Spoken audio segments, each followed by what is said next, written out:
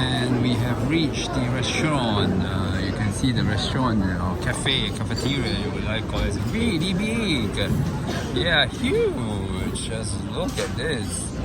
Oh, and best part about this is it's so busy, so many people. Busy, amazing.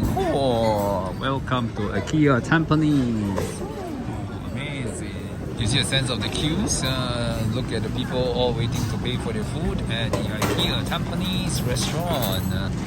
And amazing stuff. And yeah, wow, look at how big it is. And one very interesting about this IKEA restaurant in Tampines is they actually have a separate line for halal certified food. Yes, halal. Let me show you the line. I've not seen this in the other IKEA, but they have it here. It says halal certified line. Okay then. Okay, it's a pretty crowded place. Just wanted to come in here to show you the crowds on a Sunday afternoon. Well, we're not even yet at 4 p.m. but it's good to see people out and about enjoying the food. And in this case, it's the IKEA Tampines Cafe. Bye bye.